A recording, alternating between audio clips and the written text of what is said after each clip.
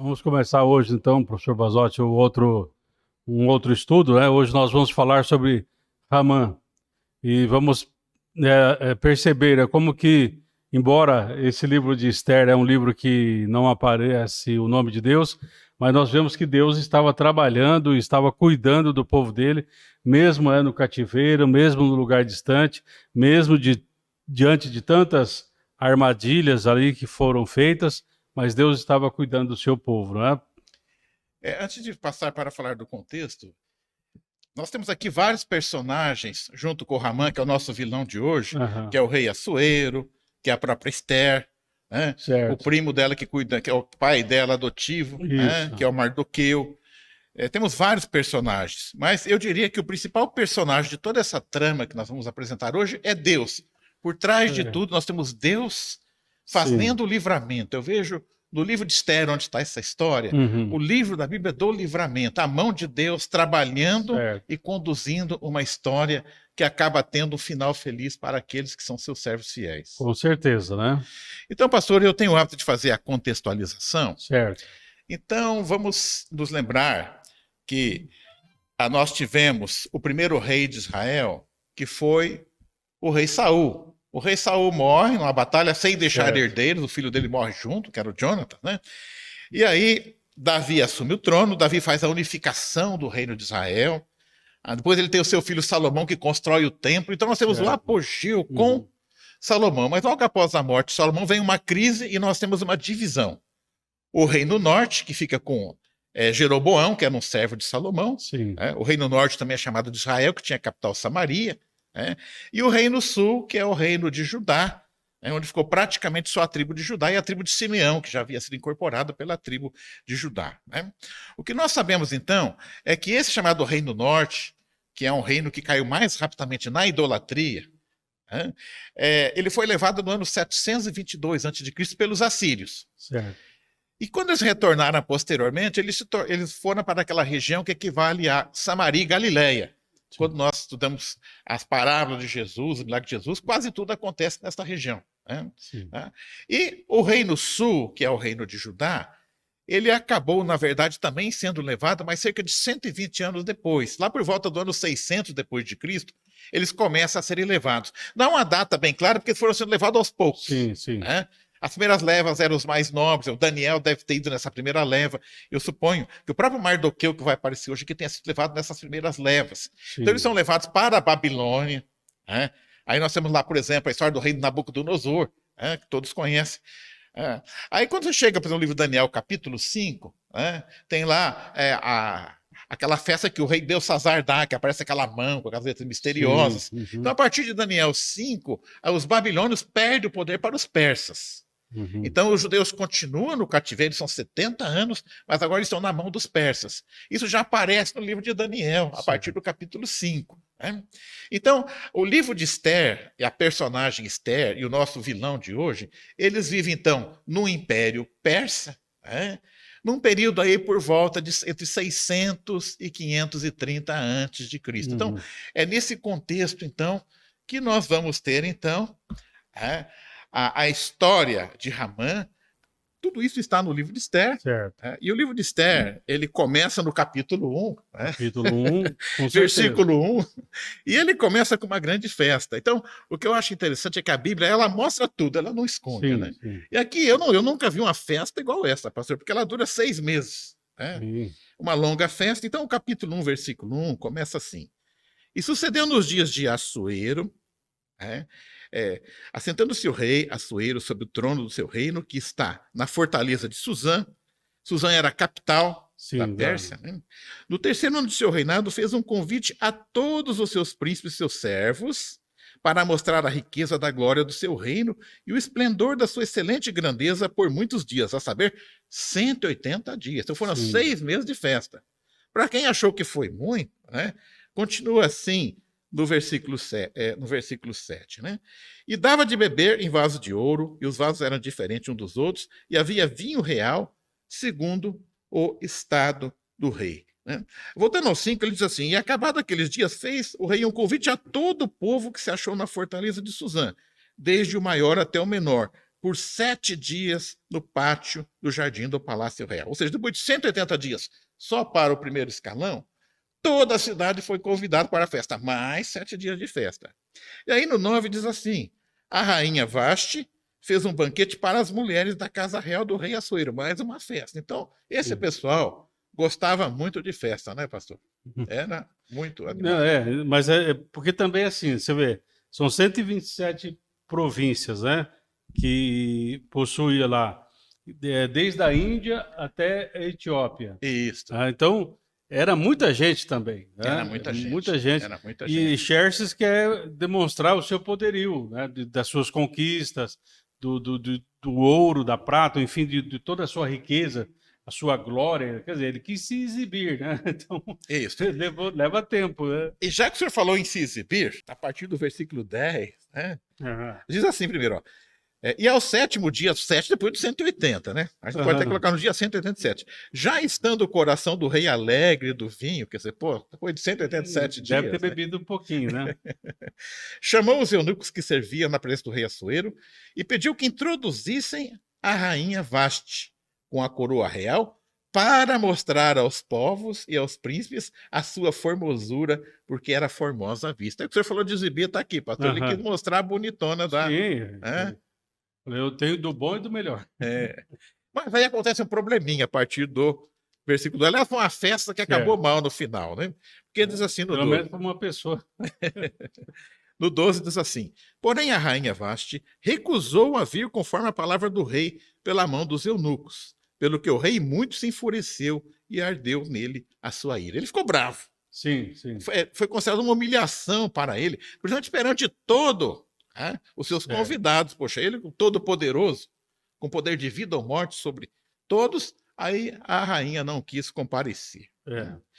O que a gente vê aqui já a partir do 13, pastor, esse rei era um rei festeiro, mas ele não era muito assim, a gente percebe assim, ele não era muito de delegar, ele assim não acompanhava muito as coisas. Ele pedia opinião e já ia seguindo a opinião. Né? Isso, aí ele foi consultar os sábios ali, né? Exato. No 13 ele consulta os sábios, então, pergunta o que isso devia fazer. Né? E aí no 16, um desses conselheiros, ele chama de Memucã. No 16 diz assim: então Memucã, na presença do rei e dos príncipes, não somente pecou contra o rei a rainha Vasti, mas também contra todos os príncipes e contra todos os povos que há em todas as províncias do rei Assuero.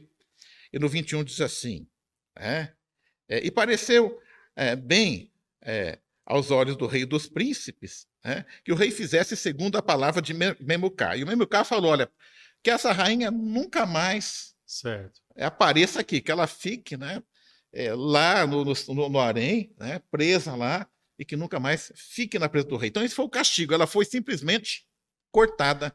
Porque assim, professor, nós temos que ver, até, eu falei, né, dele se exibir, dele se mostrar e tal. Se exibir mesmo. Só que no caso da renúncia dela e não participar, se torna um caso de Estado. Isso. Quer dizer, ela está tirando a autoridade do rei. Do rei. É por isso que aí os conselheiros falam assim, olha, tem que tomar uma posição firme agora, porque daqui a pouco vai ter uma rebelião das mulheres. Ou ele vai chamar a mulher. Elas vão querer votar, enfim, né? Vai ter uma revolução. Ou seja, se na casa do rei, né, o rei não está pondo ordem, então imagine nas províncias. Então, o remédio foi muito duro, muito amargo, mas necessário, vamos dizer assim, naquela época ali, porque a gente percebe, né, que estava pondo em xeque a autoridade do rei. Só que, por trás disso, nós que temos o conhecimento hoje do livro de Esther, nós sabemos que era Deus já trabalhando, né? Utilizando essas vaidades. Deus está nos bastidores dessa história, com certeza.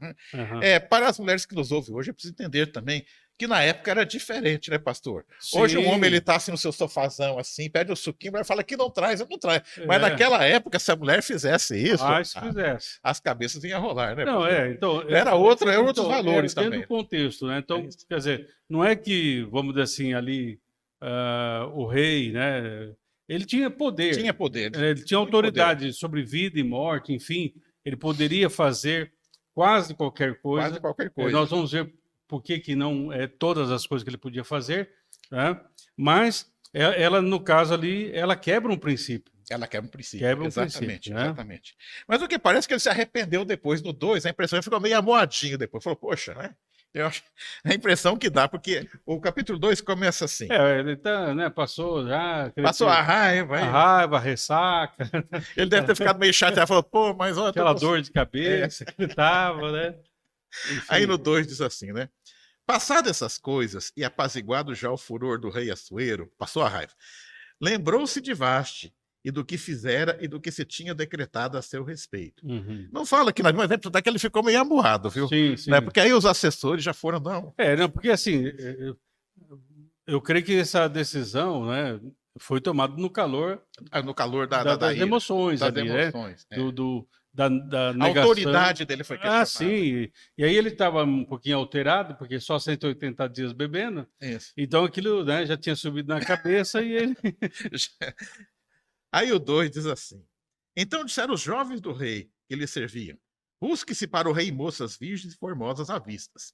Então aqui a ideia era arrumar uma outra que Isso, uma substituta, né? Uma substituta, exatamente. Que seria uma outra rainha, né? No 4 diz assim, e a moça que parecer bem aos olhos do rei, reine em lugar de Vaste. E isso pareceu bem aos olhos do rei. Então o rei estava sempre ouvindo os seus assessores, quando era bom para ele, que ideia. Não, porque assim, quem tem que entender também, professor Basato, que ele tinha, no caso, um harém, né? Quer dizer, várias mulheres, só que era necessário que ele tivesse uma figura feminina para estar ao lado dele e essa ser a rainha. Isso. Apesar de, como eu disse, de várias outras mulheres, mas tinha que ter essa figura, era muito importante. No 8 diz assim, né? Sucedeu-se, pois, que divulgando-se o mandato do rei e a sua lei, e ajuntando-se muitas moças na fortaleza de Suzã, debaixo das mãos de Regai, que era o eunuco do rei, também levaram Ester à casa do rei, debaixo das mãos de Regai, guarda das mulheres. Aqui, para mim, fica claro uma coisa, ela não foi assim, ela não foi por boa, ela foi confiscada, na verdade. Sim, né? Na época, o rei tinha também essa prerrogativa. Ela achou bonita a moça, leva lá. Leva lá. Né? Então, não é Ester que se dispôs, não. O texto nos dá a entender que ela foi levada. Sim, né? sim. E não tinha esse negócio, eu não quero ir. Né? Porque, no caso, ela está como escrava, né? Isso. Ela não tem, assim, opção. Exatamente. Ela não tinha opção, vou, não vou, né? Ela foi. É importante lembrar que essas mulheres, elas tinham, assim, era quase uma prisão domiciliar. Sim. Porque elas não podiam sair. Ela só podia ser quando o rei chamava. Algumas, inclusive, o rei chamava só uma vez na vida, ficavam lá. Né? Então, elas não tinham acesso ao mundo lá fora. Né? Então, não era assim muito interessante também né, para as mulheres. Né? E aí, no 9, a gente já começa a perceber aqui também uma característica de Esther. O nosso foco é o vilão vai chegar ainda. Sim, né, vai chegar. Mas o 9 diz assim, ó, e a moça pareceu formosa aos seus olhos e alcançou perante ele graça, pelo que se apressou em dar-lhe seus enfeites e os seus alimentos, como também ele dar 7 moças de respeito da casa do rei, e a fez passar com as moças para o melhor lugar da casa. Então, o próprio eunuco do rei, o eunuco era o cara... O rei, ele tinha um homens de confiança para cuidar das suas mulheres, mas eram castrados, que é por via das dúvidas, o cara era castrado. Né? Mas esse eunuco aqui, que era o chefe dos eunucos, ele gostou muito, ela caiu na simpatia dele. Pressupõe, ela era uma mulher muito bonita, né? Mas também ela devia ter um carisma, ela era muito simpática. Sim. É um conjunto de coisas, né? Isso. Que fez que ela se destacasse. Bom, aqui é importante lembrar, então, que surge também, nesse capítulo 2, a figura do seu primo. Na verdade, Mardoqueu, alguns dizem que era tio dela, não era tio dela. Sim. O Mardoqueu era primo dela. Né? A ideia que fica aqui no texto é que quando a Esther era muito novinha ainda, os pais faleceram. Sim. E o Mardoqueu passou a cuidar dela como se fosse uma filha. Né? Então, o Mardoqueu ele era um homem de confiança também da casa do rei, ele era da guarda do rei. Com certeza. Então, a gente vê aqui, por exemplo, no 2:11, né, a Esther já está no confinamento, né, diz assim no 2:11. E passeava Mardoqueu cada dia diante do pátio da casa das mulheres para se informar como Esther passava e do que lhe sucedia. Então, ele continuava preocupado com a filha de criação dele. Cuidando, né? E um destaque, né, professor, no versículo 10 do capítulo 2, que ela não declara que ela é judia. Isso. Porque isso depois, todo Vai ter um peso. a trama que aparece, nós vamos ver o porquê ela vai omitir essa informação. Isso, Né? exatamente. Mas ela segue a orientação do tio dela. Né? Uhum. Eu acredito assim, provavelmente a Esther, ela já nasceu naquele país, ela tinha o sotaque dos persas ali. Sim, Então, sim. ela se passava como se fosse uma pessoa nativa ali, né? nativa dali. Uhum. Né? Bom, aí o capítulo 12, o versículo 12 eu não vou ler todo, mas assim, o tempo de preparação da jovem era 1 ano. Ela era feito um tratamento, um embelezamento, até que ela Sim. fosse levada ao rei. Então, isso é descrito no versículo 12, né? Mas já vamos pular para o 15, que diz assim: chegando, pois, a vez de Esther, né? Filha de Abiail, tio de Mardoqueu, que a tomara por filha para ir ao rei, coisa nenhuma pediu, senão o que disse Hegai. Então ela vai ao rei, né? Ela tem lá a sua primeira noite com o rei, né? E no 17 diz assim, ó: e o rei amou a Esther mais do que a todas as mulheres, e ela alcançou perante ele graça e benevolência mais do que todas as virgens, e pôs a coroa real na sua cabeça e a fez rainha em lugar de Vasti. Então ela alcançou a posição que a rainha Vasti tinha perdido. Com né? certeza. A gente vai vendo aqui que começa com a festa, depois tem o problema da rainha, aí tem o concurso de beleza, mas a gente vai percebendo que tem alguma coisa, Deus está, né, conduzindo. Então, a chegada de Esther àquela posição é algo crucial para o que vai acontecer agora. Então, porque a gente tem que entender, assim, né, no caso do mover de Deus, até de uma maneira assim, talvez imperceptível, né? Porque algumas pessoas até comentam que Esther é um dos livros que não contém o nome Deus, né? Bem explícito. Mas Deus está trabalhando de uma maneira oculta, mas ele está trabalhando e as coisas vão acontecendo. Não é uma coincidência que aconteceu aquilo com Vasti, não é coincidência que Esther é chamada e passa por todo esse processo e é escolhida pelo rei. É a mão de Deus, invisível atuando ali, né? E aqui, já fechando o capítulo 2, acontece um episódio que vai ter um peso no final da história. Né? Aqui na minha Bíblia tem o seguinte subtítulo: Mardoqueu descobre uma conspiração. Né? Então aqui diz assim: naquele dia, assentando-se Mardoqueu à porta do rei, 2 eunucos do rei, dos guardas, grandemente se indignaram e procuraram pôr as mãos sobre o rei Assuero. E se procuraram pôr as mãos é matar mesmo. Sim, sim. E veio, pois, ao conhecimento de Mardoqueu, e ele o fez saber à rainha Esther. Então, passou para a moça e ela levou para o rei. O 23. Inquiriu o seu negócio e se descobriu, e ambos foram enforcados numa forca. Isso foi escrito no livro das crônicas perante o rei. Certo. Ou seja, os acontecimentos eram colocados numa espécie de livro de atas. Né? Sim, sim. Então, esse acontecimento não chegou ao rei, mas foi a mão de Deus, né? Foi anotado em um livro de atos, né? E ficou lá. Eu vi um comentário que ficou 5 anos guardado lá, esse livro de atos, pelo cálculo assim dos acontecimentos. Sim, porque quando a gente lê aqui, muitas vezes não tem a noção do tempo, mas levou-se um certo tempo até que houvesse esse reconhecimento. Então, esse é um episódio que parece que vai estar perdido, mas ele vai se encaixar no final da história. Depois é resgatado, né? Isso, né? Bom, e aí, a partir do capítulo 3, vamos agora apresentar o nosso vilão de hoje, que até agora só tinha gente boa. Né? Tinha Esther, o pai dela adotivo, né? Que era o Mardoqueu. E aqui aparece, então, já a partir do capítulo 3, a figura de Ramã. É muito importante lembrar aqui, talvez você que está nos ouvindo, acho que eu nunca ouvi falar desse Ramã.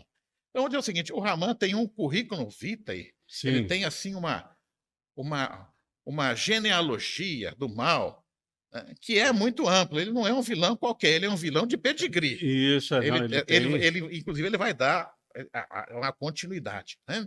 Então, se a gente quiser entender quem é Ramã, nós temos que vamos retornar ao capítulo 12 do livro de Gênesis, quando Deus aparece a Abraão e faz uma promessa. Né? Abraão, de Sara, ele tem um filho chamado Isaac. Isaac se casa com Rebeca, né? E quando Isaac tinha 60 anos, com muita dificuldade, a sua esposa, né, a Rebeca, ela engravidou, e durante a gestação, tem essa história que as mulheres falam que a criança mexe com os pés, mas ali parece que a coisa fazia bem. Ali era uma briga mesmo. Então, lá no capítulo 25 de Gênesis, né, ela até consulta Deus: o que está acontecendo aqui? O negócio aqui está tá um agito aqui na minha barriga, né? Uhum. E aí, em Gênesis capítulo 25, quando a Rebeca consulta a Deus, ele diz assim, né? Ao 22 primeiro. E os 2 filhos lutavam dentro dela. Então Rebeca disse: Se assim é, por que eu sou assim? E perguntou ao Senhor. E o Senhor lhe disse: 2 nações há no teu ventre, 2 povos dividirão das tuas entranhas. Um povo será mais forte do que o outro, e o maior servirá ao menor. Está Certo. falando aqui de Esaú e Jacó. Né? Certo. E é interessante que quando o Esaú sai primeiro do ventre da mãe, mas o Jacó já sai grudado, né? Essa história, você não larga do meu pé, começa aqui, Já pastor. começa. O Jacó saiu, né? Grudou no calcanhar do Grudou irmão, no né? calcanhar e já saiu junto, né? Então, com Esaú e Jacó, começa aquela rixa dos dois, Aham. né?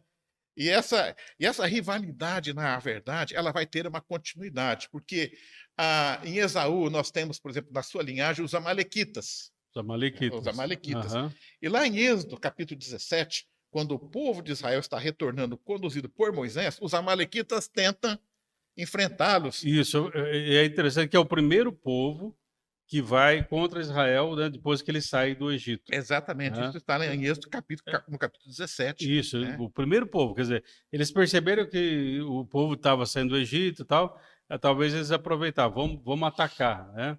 Então, embora eles sejam, né, descendentes de De Esaú. Esaú, né, mas o que acontece, né? Por exemplo, Jacó, ele procurou casar com mulheres hebreias, Isso. né? E Jacó, Esaú, ele acabou se juntando com Com outros as mulheres, povos povos e tal, idólatras. que também já são descendentes de Sem, Cã, Isso. Jafé, que formou os cananitas, os Isso. edomitas e tal. Tudo aí passa dessa origem, porque começou a haver uma mistura Isso. racial ali, vamos Isso. dizer assim, né? E aí, pastor, então veja, eles com muita dificuldade vencem os amalequitas, aquela passagem que Moisés tem que ser amparado, tem que segurar, Sim, né? sim. E eles vencem, mas lá, inclusive, eu não vou procurar aqui, mas Deus já pronuncia, né, que eles serão punidos por isso. Não, e não só isso, haverá eternamente, vamos dizer assim, uma briga Uma briga. entre os amalequitas e o povo de Israel. Isso. Né? E iria continuar a perdurar por anos isso, né? Essa briga vai até o livro de Samuel. Em Samuel, primeiro capítulo de Samuel, nós temos lá que Saul recebe a ordem de liquidar os amalequitas. Só que ele até poupa no final o rei Agag. Né? Sim. Aí Samuel chega, né? E ele mata com a sua espada o rei Agag, cumprindo uma ordem que havia sido dada de matar a todos. Né? Porque assim, imagine, né? Se tivesse acontecido aquilo ali, né, de acordo com o que Deus pedira, porque assim, Deus antevê as coisas, né? Então eu sabia que os amalequitas continuariam brigando contra os filhos de Israel, né? E provavelmente não teríamos hoje esse personagem que é o Ramã. Então o Ramã, ele é da linhagem dos amalequitas. Sim. E ele é da descendência, então, do rei Agag, né? Porque ele é apresentado aqui como Ramã ou Agagita, né? Então, dando a ligação com o rei Agag, Sim. que está lá no livro de Samuel. Uhum. Né? Então ele vem de... E é interessante que, na verdade, essa linhagem ela vai continuar, ela vai chegar lá ao rei Herodes. Sim. O rei Herodes também é dessa linhagem. Ele tenta matar Jesus, né? O rei Herodes. Depois o neto daquele rei Herodes vai estar lá também quando Jesus é levado a ele. Os 4 Herodes, né, que tem ali, eles, quer dizer, aprontaram, embora João Batista falou com um deles, depois Paulo, depois, enfim, né, foram tendo oportunidades de ouvir falar de Deus, da graça e tal, mas eles continuaram da mesma forma, né? Então, apresentando o nosso vilão de hoje, ele tem na sua ascendência a Esaú. E na sua descendência o rei Herodes. Então ele é de uma linhagem realmente de vilões respeitáveis no sentido. E eles eram inimigos jurados. Eram inimigos jurados contra os judeus. Quer dizer, não, vamos pegar, né? Então o capítulo 3, ele começa agora assim com o nosso vilão, né? Diz assim: depois dessas coisas, o rei Assuero engrandeceu a Ramã, o Agagita, e o exaltou e o pôs em seu lugar acima de todos os príncipes que estavam com ele. E todos os servos do rei que estavam à porta do rei se inclinavam e se prostravam perante Ramã, porque assim tinha ordenado o rei acerca dele, porque Mardoqueu não se inclinava nem se prostrava. Então os servos do rei que estavam à porta do rei disseram a Mardoqueu: por que trespassas o mandato do rei? Sucedeu, pois, que, dizendo eles isso, pedia em dia, e não lhes dando ouvidos, o fizeram saber a Ramã, para verem se as palavras de Mardoqueu se sustentariam, porque ele lhes tinha declarado que era judeu. Vendo, pois, Ramã que Mardoqueu não se inclinava nem se prostrava diante dele, se encheu de furor. Aqui, pastor, eu acho interessante, a gente fala muito dos grandes vilões, mas tem os minions também. Os minions são aqueles que também fazem o mal, mas eles são assessores do vilão. Então, talvez, a impressão que me dá é que o Ramã nem tinha percebido o Mardoqueu. Com certeza. Mas aí tem a turma da fofoca, né? Olha lá. Né? Porque talvez o Ramã entrou com o nariz empinado e nem viu ali quem estava ao redor dele. Ele entrou assim, mas depois aí os fofoqueiros de plantão chegaram e falaram, ó, tem um cara aí que não está se curvando diante de você, hein? Aqui, pastor, eu acho interessante, a gente tem os grandes vilões, mas tem também esses pequenos vilões, e eles dão uma contribuição muito grande para o mal total também. Eles alimentam a continuidade do mal. Agora, assim, por que Mardoqueu não se curvou? Há duas teorias. Uma delas é que você não vai se curvar diante de homens, enfim, tal. E uma outra teoria, ou seja, se curvar somente para Deus, outra teoria é que provavelmente ele já sabia que o Ramã era de origem amalequita. E ele, como judeu, quer dizer, há uma briga entre os dois grupos, né? E é interessante, pastor, que o Mardoqueu, ele era da tribo de Benjamim, que é a tribo do Saul, que foi quem lá destruiu os amalequitas e o rei Agag. Né? Então, o Saul quis ser bonzinho, tanto é que quando ele chega, ele falou, Samuel perguntou, você cumpriu a ordem? Não, cumpri e tal. Esse balido de ovelhas que eu estou ouvindo. Vai destruir as ovelhas também. Não, é que eu resolvi, poupei a vida do rei aqui e tal, dos amalequitas, poupei o melhor do gado, ou seja, ele fez coisas boas, mas ele não fez o que Deus pediu. Exatamente. E esse é um problema. As consequências chegam aqui agora. Até tem um autor que ele fala assim, nenhuma desobediência é sem importância. E nenhuma rebelião é irrelevante. Isso. Tá? Então, aquela desobediência de Saul trouxe consequências. Ou seja, desde Esaú, né? Desde os filhos, né? de Noé, depois com Esaú, os amalequitas lá, o rei Agag, enfim. Quer dizer, é uma sequência. É uma sequência. Que poderia ter sido sanado se eles houvessem obedecido integralmente a palavra do Senhor, né? Exatamente. Bom, aqui também, o que nós vemos aqui em Ramã, então, é algumas características que os vilões têm. Primeiro, é um cara orgulhoso, é a soberba, e que vai desembocar na violência. Agora, o que eu acho interessante é o seguinte, o grau de maldade que tem esse Ramã, porque ele poderia ter ficado lá. Ele podia falar, eu vou mandar e dar um patê nesse cara, e dar uns ações dele. Matar já seria um exagero, já seria uma maldade muito grande, mandar matar o Mardoqueu, porque não se inclinou perante ele. Mas o que a gente vê aqui é que algumas pessoas elas têm uma capacidade de expandir a sua maldade de uma forma quase infinita, e é o que nós vemos aqui então. Né? Porque no versículo 6 do capítulo 3 diz assim, o Ramã já está irado com o Mardoqueu, porque não se inclinou. Ele diz assim no 6, porém, em seus olhos teve em pouco pôr as mãos sobre Mardoqueu. Ramã, pois, procurou destruir todos os judeus que havia em todo o reino de Assuero ao povo de Mardoqueu. Então ele não quer só matar o Mardoqueu, ele quer... Não, ele quer exterminar o povo de Israel. É um Hitler aqui do livro de Israel, ele quer exterminar.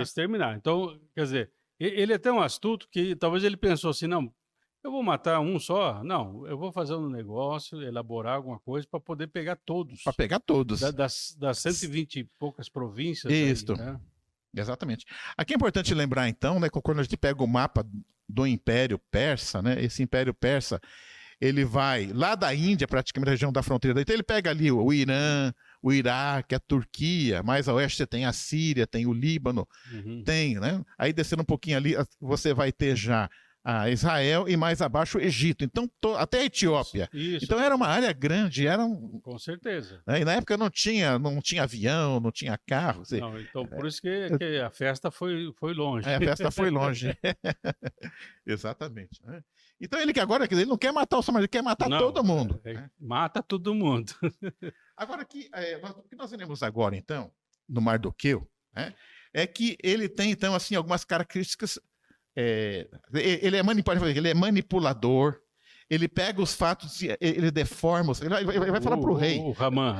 Mas ele não pode chegar pro rei e falar, eu tive uma briguinha aí com um cara que trabalha aí na sua segurança. Não. Ele é mais espertinho. Exatamente. Então, quer dizer, ele não vai contar a história verdadeira, ele vem com uma outra conversa. Né? Então ele é aquele cara manipulador. Certo. Né? Ele dá uma outra versão. Ele começa a conversa dele com o rei, que é assim, olha, tem um povo aí. Ele não vai falar judeu em nenhum momento. Não, tem um povo aí. Deixa eu ler, pastor. Ele diz assim, ó. E Ramã disse ao rei Assuero: existe espalhado e dividido entre os povos, em todas as províncias do teu reino, um povo cujas leis são diferentes das leis de todos os povos, e que não cumprem as leis do rei, pelo que não convém ao rei deixá-los ficar. Então você vê assim, ele não entra nessa questão que eu estou brigadinho lá com o Mardoqueu. Não, tem um povo aqui que segue as próprias regras, não está seguindo a regra do reino. Isso não pode acontecer. E aí, quem sabe, vem aquela mesma ideia, né? Bom, se ele tirou Vasti para colocar outra rainha, ele tem que exterminar esse povo e colocar outras pessoas no lugar, né? Agora a gente vê aqui que esse rei ele era festeiro, né? Mas assim, a gente vê, poxa, ele poderia, eu vejo que esse rei Assuero também cá entre nós, né? Era um panacão. Meio fraquinho. Ele podia perguntar, mas que povo que é esse? Acho que ele fez supletivo para rei.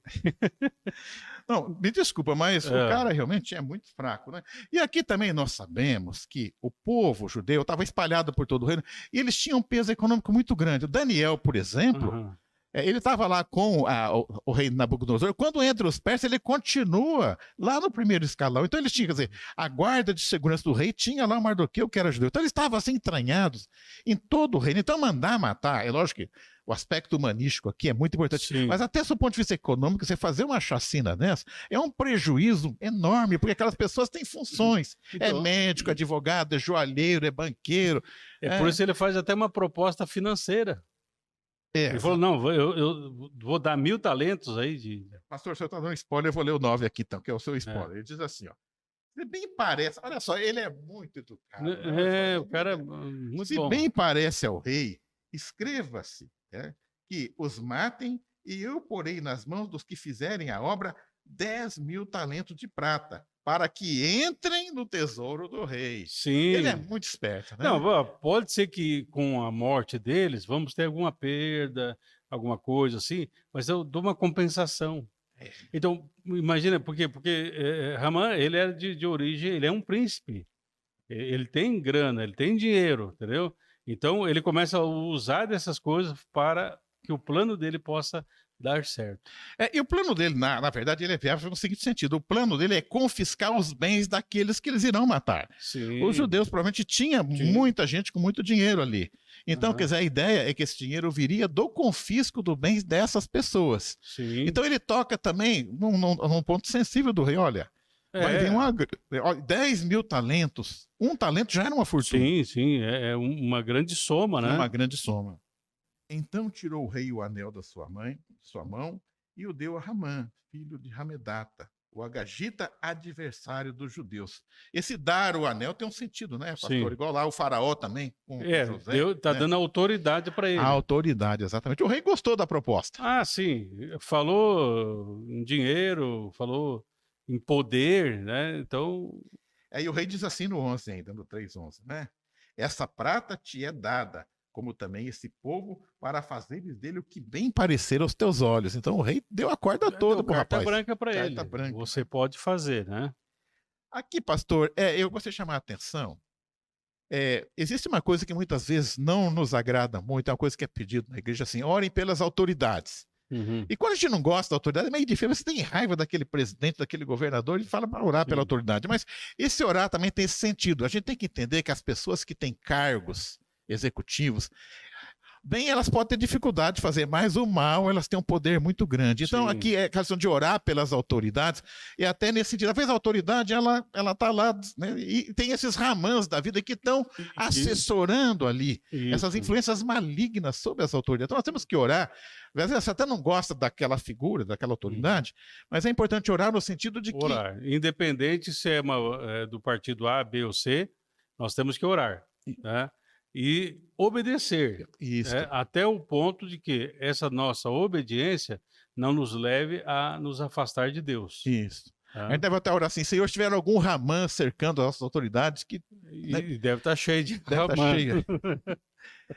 Bom, uma coisa que tem que reconhecer, nós temos um vilão aqui hoje que ele é muito educado, ele é muito sutil, Sim. ele tem uma alta capacidade de mudar os fatos em seu benefício. E ele até explora, porque nós sabemos assim, quando você tem um império, como o Império Medo-Persa, que tem vários povos que estão ali subjugados, o risco de uma revolta é muito grande. Então, o rei fala, pô, esse tipo de povo ele pode se rebelar a qualquer momento. Então, ele explora até essa preocupação. Quer dizer, ele pega a parte financeira, olha, vai entrar uma grana aí, esse povo não segue as nossas leis. Quer dizer, ele faz todo um trabalho, né, que é bem... A gente tem que reconhecer, os nossos vilões, eles trabalham muito bem São muito no espertos, mal que né? eles querem fazer. Sim, São muito eficientes, né?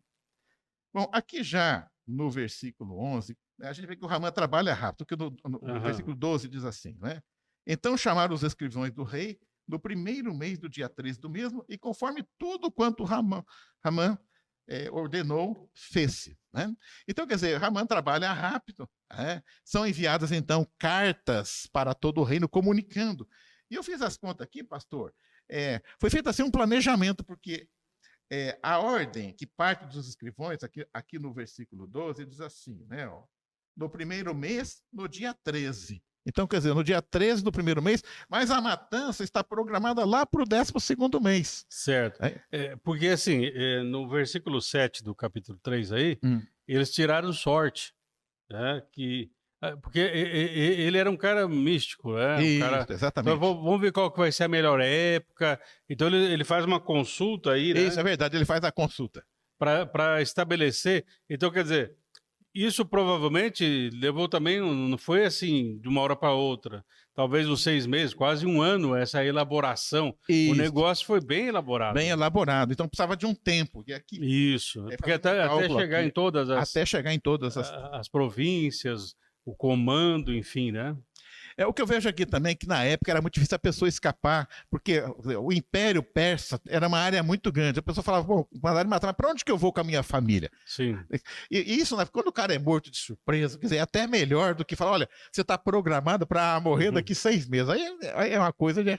mas isso aí foi bem sutil, porque assim, era uma coisa velada. Porque se houvesse essa, digamos, coisa bem à mostra, é lógico que aí haveria uma revolta muito grande, né? Então ele foi bem sutil, na sua artimanha. Aqui, pastor, me chama a atenção no versículo 15, né, que diz assim no final dele, né? E o rei e Ramã se assentaram a beber. Ou seja, após ter feito o decreto, né, e são levadas as cartas para todas as províncias. Parece um detalhe, mas essa é uma outra marca do vilão também. Fala, não, o Ramã acho que não dormiu aquela noite. Não, que é isso? O cara tá lá numa boa, ele não tá nem aí. Não, talvez interiormente ele estava comemorando. O rei talvez não soubesse disso, né? Estava bebendo ali, porque o rei gosta de beber mesmo. Né? Mas ele está assim, interiormente falando assim, oxa, meu plano está dando certo. Isso, ele está bem. A execução dele está seguindo o cronograma estabelecido. Né? O que eu percebo é que é uma das marcas dos vilões, eu não vou dizer que ela é de todos, mas é uma indiferença para com o sofrimento do outro. Né?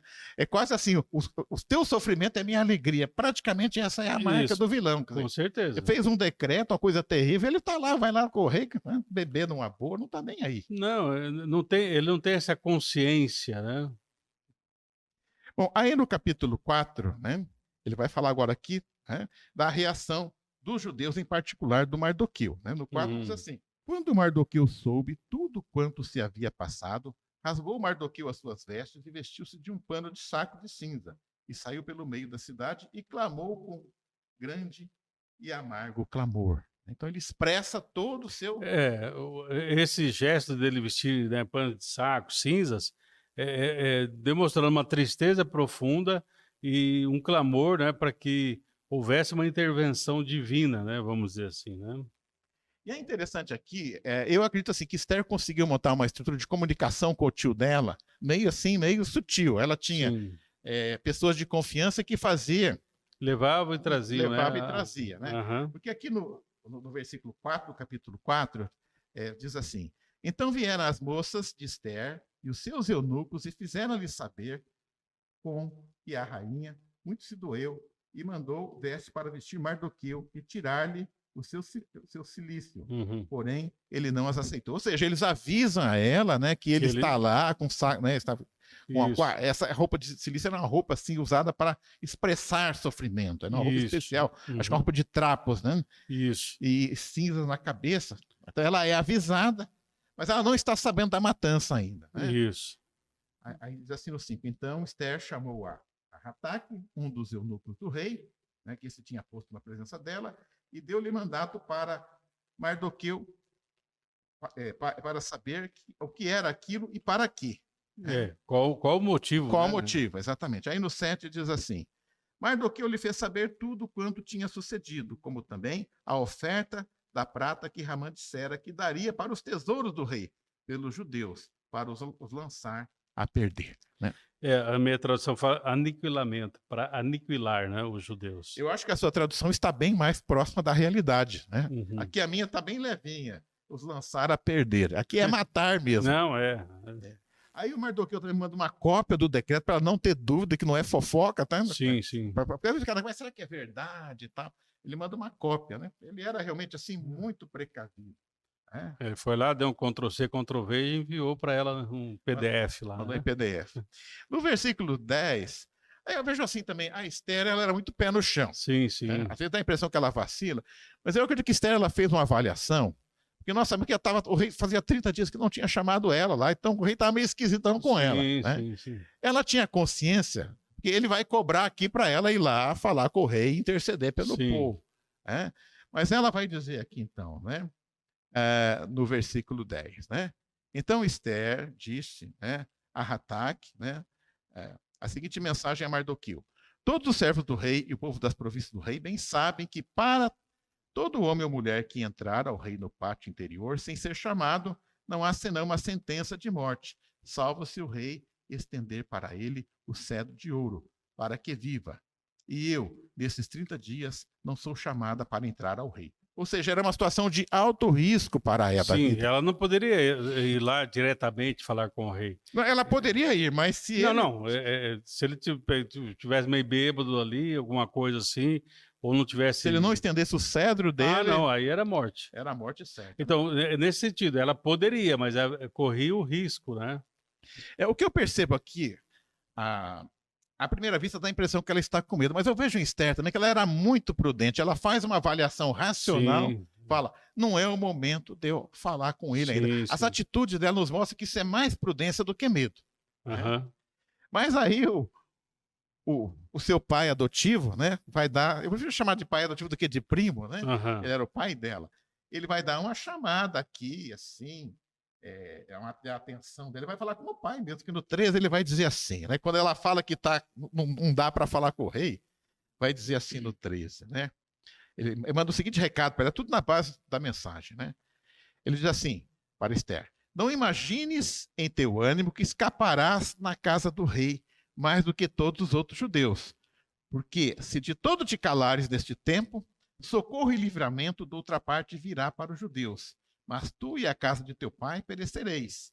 E quem sabe se para tal tempo como este chegastes a este reino. Isso. Talvez assim, na mesma figura de José. José chegou a essa consciência, né? Não, meus irmãos, não fiquem tristes, né? Porque Deus me colocou aqui e me elevou a essa posição para que hoje eu possa ajudá-los, né? Então, talvez ele está fazendo uma alusão ao próprio José, falando assim, quem sabe para esse momento é que você foi levantado como rainha aqui, para esse momento de ajudar o povo. Mas também, a gente sempre coloca aqui o livre-arbítrio, né? No sentido assim, se você não quiser, de alguma outra maneira Deus vai fazer. Pastor, o senhor falou em livre-arbítrio, e eu vejo assim, nós somos de linha arminiana, mas o que eu vejo é que na Bíblia nós temos, assim, muitas vezes um equilíbrio entre predestinação e livre-arbítrio. No seguinte sentido, Deus tinha falado para Abraão lá atrás, há mais de 1000 anos antes, né, que ele ia fazer daquele povo, da descendência de Abraão, todas as nações seriam abençoadas, e nós somos hoje abençoados com essa bênção de Abraão. Não então, é predestinação, professor, mas é o plano de Deus. O plano de Deus, isso é melhor. Agora, o plano de Deus é que esse povo... Sim, porque assim, o plano de Deus, ele, no caso, começou lá, né, nós estamos num começo com Adão e Eva. Isso. Mas aí eles se rebelaram, enfim, traíram o Senhor. Depois nós temos um outro começo com Noé. Com Noé, isso. E o terceiro começo com Abraão. E Mardoqueu deveria conhecer essa promessa como judeu. Sim, então, essa promessa, Abraão. Porque o plano de Deus, ele tem essa ideia, né? Eu posso cooperar ou não no plano de Deus, mas que o plano de Deus vai acontecer, isso vai acontecer, com certeza. E eu acredito piamente aqui no que Mardoqueu falou, que se Deus tem um plano, sim, se a Esther quer, aí é o livre-arbítrio, você quer participar, Esther? Se você não participar, Deus vai achar Deus outro. vai levantar outro. Vai levantar outro, exatamente. Com certeza, né? Diz assim, então, né? Então, aqui nós temos na resposta de Esther, aqui eu digo assim, não era medo, ela era muito prudente. Sim, sim. Esther, eu entendo assim, Esther sabia que pela lógica humana, ela não tinha... Porque eu sou uma pessoa assim, pastor, se eu fosse Esther, da minha maneira, eu já iria lá, já falar, o negócio é o seguinte, rei Assuero, a situação é assim. Se ele deixasse você falar, né? Não, exatamente. Se eu chegasse lá, ele ia deixar... A nossa natureza tem que resolver as coisas rápido. Sim, Mas aqui eu vejo assim uma característica de Esther. Ela é muito prudente, ela sabe que pela lógica humana não vai funcionar. Sim, mesmo que ela sobreviva e o rei ouça, ela convencê-lo, vai ser difícil. Então aqui ela faz algo que realmente mostra que ela é realmente uma pessoa que tem um Deus. Sim. Porque ela vai dizer aqui, né, ó, vai e ajunta todos os judeus que se acharem em Suzã e jejuai por mim, e não comais e não bebais por 3 dias, nem de dia nem de noite. E eu e minhas moças também assim jejuaremos. E assim irei ter com o rei, ainda que não é segundo a lei, e perecendo pereço. Ela fala, se tiver que morrer, eu morro. Mas aí entra aquela questão da batalha espiritual, né, pastor? Isso, é porque se a gente pegar pela palavra do próprio Senhor Jesus, né, existem castas que se faz necessário oração e jejum, né, para que possa sair. E como é uma batalha espiritual, é uma batalha contra o mal, né, em alguns momentos nós temos que associar oração, jejum, né, o coletivo, né, outras pessoas de fé orando junto, né, tudo isso faz parte dessa batalha, né? E a gente vai perceber assim, claramente, agora, na sequência da história, que Esther sabe onde está a cabeça da serpente. A cabeça da serpente é Ramã. É Ramã. Ela sabe, as atitudes dela vai mostrar que ela tinha uma linha de conduta, né? E quem sabe, através dessa oração e jejum, ela recebeu essa estratégia. É isso. Para poder chegar justamente no dito cujo aí, Ramã.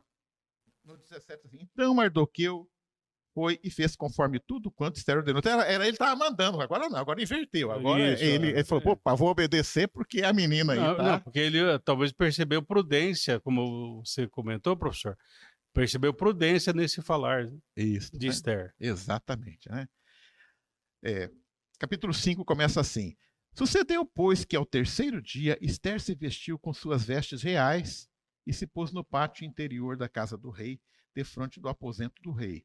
E o rei estava sentado sobre o seu trono real na casa real, defronte da porta do aposento. Bom, ela também se arrumou, né, pastor? Também vamos orar aí, vamos jejuar. Isso. Mas ela foi arrumadinha lá para falar com o batonzinho. Passar um batonzinho. Um rímel. Fazer uma escova. É interessante aqui, pastor, né, que a figura de Esther lembra um pouco de Jesus, que intercede por nós. Sim. Ela vai interceder pelo seu povo. Sim. Né? É uma figura de Cristo, de uma certa forma. É claro que Cristo é muito mais perfeito que esse modelo. Né? Aí no 7, né? E sucedeu que, vendo o rei e a rainha Esther, que estavam no pátio, ela alcançou graça aos seus olhos, e o rei apontou para Esther com o cedro de ouro que tinha na mão.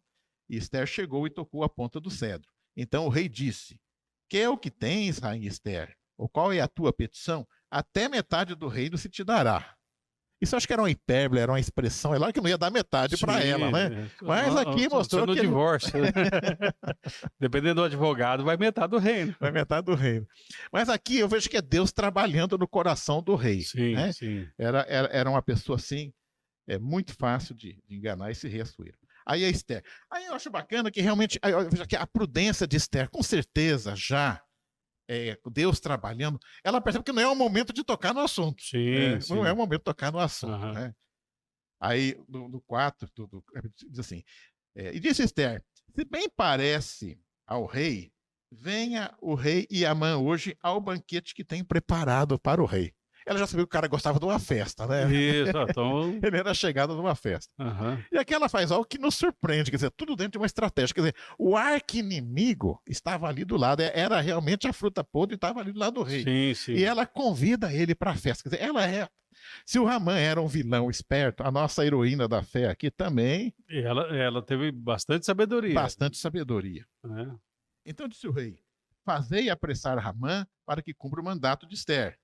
Vindo, pois, o rei Ramã ao banquete que Esther tinha preparado. Aí, eu não vou ler aqui, é muito longo, mas o que acontece? A nossa expectativa é que num dado momento a Esther vai falar do problema. Sim, vai apresentar o problema. E aí o que acontece? No lugar dela falar do problema, convida ele para vir no dia seguinte. E a gente pode até dizer que a festa Michuru, porque tinha feito 180 dias, fazer uma festa com 2 dias, né? Uhum. Eu nem sei aqui se a festa continuou até o dia seguinte, ou se ela fez uma outra festa separada, mas enfim. Ela falou, olha, amanhã a gente conversa, né? Que ele voltou a oferecer o reino para ela, né? Ou seja, ela está cevando aqui o homem, né? Ela pegou ele justamente na questão da vaidade, né? Porque até depois ele vai contar ali, né? Os versículos 10 e 11 e tal, ele vai contar para a família dele, olha, só eu e o rei fomos convidados pela rainha, ou seja... Você está dando spoiler, deixa eu ler aqui, pastor. Você está dando spoiler. Tá bom, né? Aqui diz assim, ó, o seu spoiler, pastor. Então saiu Ramã naquele dia, alegre e de bom ânimo. O Ramã ficou assim, puxar. O rei me convidou, mandou me chamar. O rei da cocada. Eu sou o rei da cocada, exatamente. Aí ele dá uma passadinha em casa, encontra lá a mulher, encontra os amigos. E aí uma outra coisa que o vilão gosta também, pastor, na Bíblia e fora da Bíblia, contar vantagem. Isso é uma marca do vilão também, né? E aí o que o senhor ia dar spoiler aí, pastor? Vamos ler aqui então. Então saiu Ramã naquele dia alegre e de bom ânimo. Porém, vendo Ramã a Mardoqueu, à porta do rei, e que não se levantava nem se movia diante dele, então Ramã se encheu de furor contra Mardoqueu. Eu estava todo animado, mas estragou o dia dele. Aquele judeu lá, eu vou matar ele e a raça dele inteira, né? Mas a gente vê também que o Ramã também, ele sabia se conter. Todo vilão, ele sabe a hora certa. No momento certo. A gente viu com Judas lá, né? Vai. É uma cobra, né? É uma cobra. Você sabe a hora de dar o bote. Sabe a hora de dar o bote. Aí o 10 diz assim, Ramã, porém, se refreou e veio à sua casa, e enviou e mandou vir os seus amigos e Azélia, sua mulher. Ele vai retornar, né? Ele quer contar vantagem, é a marca do vilão. Uhum. Né? E aí ele vai dizer assim, né? No 11. E contou Ramã a glória das suas riquezas e a multidão de seus filhos. Tinha 10 filhos, né? E tudo o que o rei o tinha engrandecido e aquilo que o tinha exaltado sobre os príncipes e servos dos reis. Disse mais Ramã, tampouco a rainha Esther a ninguém fez vir com o rei ao banquete que tinha preparado, senão a mim. E também para amanhã estou convidado por ela juntamente com o rei. Então, está se achando. Se acha, mas agora no 13, professor, a essência do mal. Olha a essência do mal. Porém, tudo isso não me satisfaz. Ele vai dizendo para a família dele. Porém, tudo isso não me satisfaz, enquanto vir o judeu Mardoqueu assentado à porta do rei. Ou seja, é pouco. Não, ele fala assim, ó, enquanto não acabar com o judeu Mardoqueu e com os judeus, eu não vou estar satisfeito. Então, o mal, ele é incansável. Insaciável. Incansável, insaciável. Na sua malvadeza. Na sua malvadeza, exatamente. Isso é maligno mesmo, né, pastor? É coisa maligna. Aqui no 14, a gente volta a falar dos Minions novamente, aqueles que também eles fazem. Estão junto ali. Estão junto ali para ajudar a fazer o mal também. Eles são figuras menores, mas eles têm uma participação importante. Com certeza. Né? Bom, o que nós vemos aqui, então, é que Ramã estava bem assessorado em matéria de pessoas más também. Com né, certeza. pastor? Porque a mulher dele fala... O mal atrai maldade, né? Exatamente. E aí, então, a esposa dele, mais os amigos, falam, vamos fazer uma forca, faz uma forca, para ele não espera mais. Né? Ele deu ouvido à mulher e fez essa forca. Ele fez essa forca, exatamente. Aí ele vai falar com o rei, porque quer dizer, eles aconselham, não, vamos fazer o seguinte, vamos acabar com esse problema já? Vai lá e fala com o rei, você tem acesso ao rei, tudo que você pede o rei atende, e já pede para o rei que você quer enforcar o Mardoqueu, ele te entrega já o homem, né? E aí ele vai até o rei, né? Mas aí então acontece um episódio interessante, que o rei está com insônia, né? O rei manda ler o livro de Atas, deve ser um negócio muito chato, deve ser até para dar sono, né, pastor? Falou, vai lendo aí para me dar sono. Isso. E nessa ele acaba descobrindo o que Mardoqueu fez, né? Quando descobriu aquela trama de traição e tal. E aí ele pergunta, o que foi feito para ele? Ele falou, não fizeram nada. Ou seja, não houve um reconhecimento naquele momento. Então ele fala, então vamos fazer um reconhecimento. Tá? E aí, então, é interessante, né? Isso. Que Ramã... Né? Tá chegando sem saber da história. Tá chegando, né? Ele é um amigão do rei e tal. Aí ele falou, ô Ramã, imagina aí que tem uma pessoa, né? Que é bacana, que fez alguma coisa legal e tal. Como que a gente pode, né? Honrar essa pessoa. Se fosse hoje, o Ramã ia cantar aquela música do Roberto Carlos. Esse cara sou Aí ele já falou assim: então faz o seguinte: põe uma roupa, põe coroa, monta no cavalo, e alguém sai, né, falando por todo o reino: esse cara é bacana, o rei está honrando ele e tal. E falou: muito bom. Isso. Faz isso com o Mardoqueu. Ele ia pedir a cabeça do cara, enforcar o cara, e agora aí ele tem que homenagear o cara, pastor. Não, eu fico pensando assim, como que Deus reverteu a situação, né? De uma maneira assim que eu queria estar lá para ver a cara desse Ramã. Que ele deve ter ficado totalmente desconcertado, né? Mas assim, o Ramã é do mal, mas ele é um cara esperto. Sim. Ele não desobedece ao rei, ele faz tudo do jeito que o rei mandou. Mas ele já começa a perceber que tem alguma coisa. A casa tá caindo. A casa tá caindo. A capa vai esquentar. Vou ter o lado. Ele volta correndo para casa depois da homenagem ao Mardoqueu. Chega em casa apavorado e vai contar para a mulher e para os amigos, né? Fala, rapaz, o negócio tá feio. E aí, exatamente, é o que é colocado. A sua casa está caindo, Ramã. Está caindo. E quando o Ramã está lá meio perdido, chega o servo do rei e fala, meu amigo, Ramã, o rei mandou te chamar que tem mais uma festa hoje aí. Isso, vamos lá. E vamos lá. Que era o segundo momento, né? Exatamente. Que agora... E o Ramã não tem a mínima ideia de quem é Esther, né? Que ela é judia. Isso, agora que ela se revela. Exatamente. Porque no início, né, nós comentamos que ela não trouxe a sua origem, né? Exatamente. E provavelmente, pastor, fica claro aqui, que na hora que ela vai falar, agora ela vai fazer o pedido dela finalmente, sim. O Ramã tá ali do lado tranquilão, né? Achando que, puxa, ainda com a Esther aqui, eu tenho uma moral, vai ajudar a segurar a ponta. E aí a Esther vai apontar para ele e vai denunciar toda aquela trama que ele tinha feito, né? E aí a casa cai, né, pastor? Aí sim. Por quê? Porque ela se revela, eu também sou do judia, quer dizer, esse decreto que foi feito vai me atingir também, eu vou morrer, outras pessoas vão morrer, que são aqui da casa também, né? E aí, então, vem o desfecho. Isso. Né? O que eu achei interessante é como Deus trabalha, porque provavelmente é o seguinte, Ramã era um cara que ele deveria assim, ter uma boa conversa, era um cara firme, mas aquele episódio da homenagem ao Mardoqueu deve ter desmontado psicologicamente ele. Com ele certeza. estava assim já baqueadão já. Aí chega em casa e a mulher fala, não, olha, isso aí você tá perdido. É igual aquele, né, esses dias aí, o jogo do Barcelona, né? Já levou 4 no primeiro tempo, desestabilizou, depois tomou mais 4. Isso, né? É isso mesmo. Então ele ficou já estava psicologicamente abalado. Já estava 4-0. Abalou o time. Exatamente. E aí o que acontece é aquilo, né? Que o mal se... Essa é uma outra marca que nós vimos em outros estudos também. O mal se volta contra o vilão. Sim. Né? Porque esses vilões, na verdade, eles se acham muito espertos, mas eles esquecem que Deus tem um plano, como o senhor falou. Certo. O plano de Deus é que pela descendência de Abraão nós chegaremos a Jesus. E não há nenhum vilãozinho de meia que queira atrapalhar isso, né, pastor? Com certeza. E é o que acontece aqui. Então Mardoqueu é enforcado, os 10 filhos dele também são mortos. Né? Então, quer dizer, a própria família é alcançada na hora. Por isso que Sim. é algo muito parecido lá com Acabe e Jezabel também, onde todo o mal se volta contra eles e contra a sua descendência também. É porque, na verdade, eles estão indo contra Deus, né? Estão indo contra o plano de Deus. E ninguém prevalece contra o plano de Deus. Bom, pastor, já caminhando para o encerramento, nós já sabemos então que Esther fala com o rei mais especificamente em relação à perseguição a todo o povo, e ela vai ser atendida. Sim. Ela vai morar na casa do Ramã, o rei dá a casa de Ramã para ela morar. Isso significa que ela saiu do harém lá, ela vai ter mais liberdade. O Mardoqueu vai ter uma posição muito importante agora. Sim. Naquele reino. Né? Então, quer dizer, Deus restaura, né? Restaurou. Ele restaurou. É. Então, eu vejo assim, o livro de Esther, para mim, pastor, assim, a marca que assim, do livro de Esther é livramento. Eu poderia até dizer dentro do nosso tudo, Deus nos livra dos vilões. Né? Sim, quando estamos em jejum e oração. Sim. Né, pastor? E uma curiosidade, assim, né, professor Basotti, Deus não fez, talvez, da maneira como a gente talvez pensaria. Então,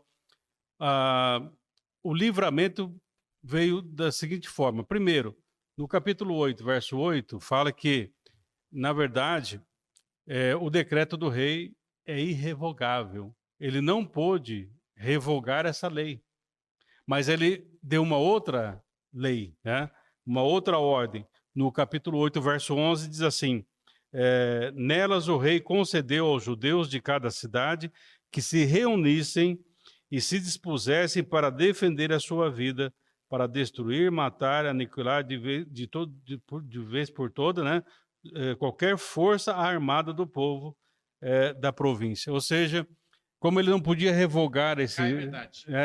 Ele fala assim, então, mas vocês podem se armar e se defender. E eles se armaram e se defenderam. E com certeza, né? Então, em alguns momentos, né, nós temos que aprender assim. Muitas vezes, Deus não vai nos dar um livramento total, mas vai nos capacitar com força, com graça, para nós vencermos os nossos inimigos, os nossos Ramãs. Cuidado, Ramã tem em todo lugar. E já terminando, pastor, vamos escolher um vilão para a próxima semana? Vamos, Caim? Podemos começar com Caim, um dos primeiros vilões. E vamos deixar uma pergunta difícil, por que Caim matou Abel? Não perca. Vilões da fé.